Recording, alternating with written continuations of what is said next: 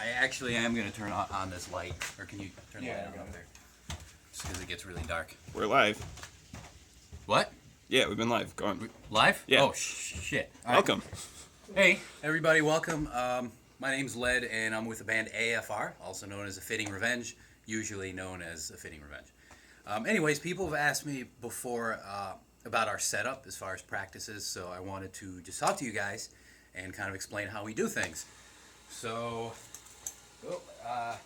everything's kind of a mess right now, but starting on this side, I use a Black Star solid state head. Sounds pretty good.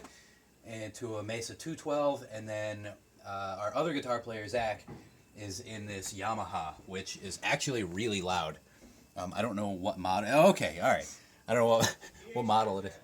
A what? THR10. I don't know, but it sounds really good, and it's surprisingly loud. Occasionally, he was using this PV Double XL into a Valve King cab, but the Double XLs have an issue where the volume goes up and down, so if you're going to buy a used one, be careful. So all those go out from their headphone outputs, and they go using cables, believe it or not, into, yep, nice fly through the cables, into this Jamhub.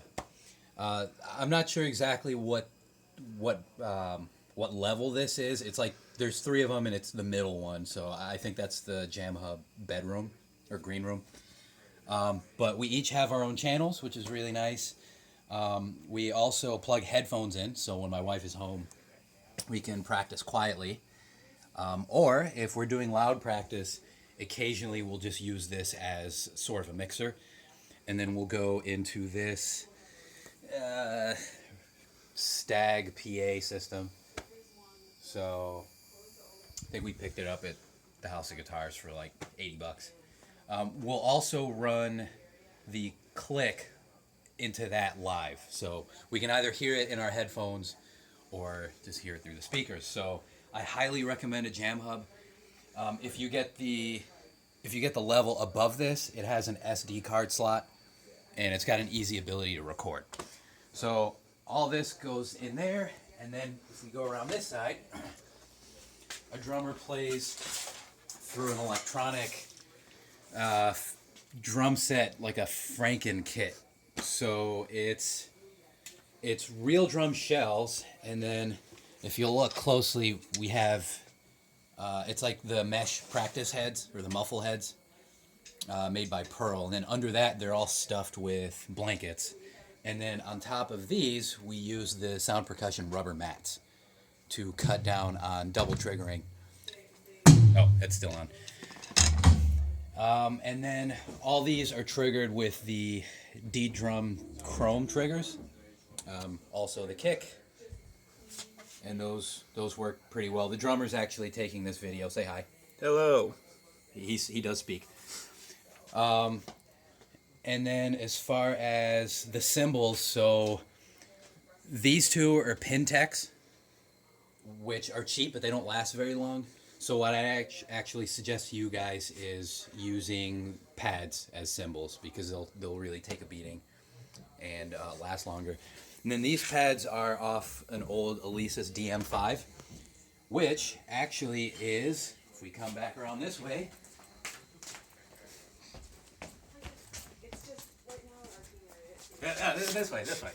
this way, is what's actually powering the kick and the snare and all those sounds.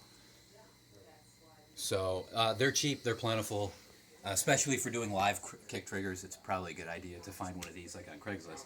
And then finally, for bass drops and show intros, we use an Alesis sample pad. An issue with this one that you might want to watch out for is that the volume knob you have to have gently pressed down in order to get any sound out of it. So that's why it's taped down. Aside from that, I think that's pretty much it. Occasionally, we'll run Guitar Pro or a click track or some sort of a backing track from this computer, and I use a Line 6 UX8, and that goes out to the Jamhub, and we all hear everything in the headphones. So If you guys have any other questions, just like, comment, subscribe, send us an email, and find us on Facebook at facebook.com/AFR Metal Rochester. So yeah,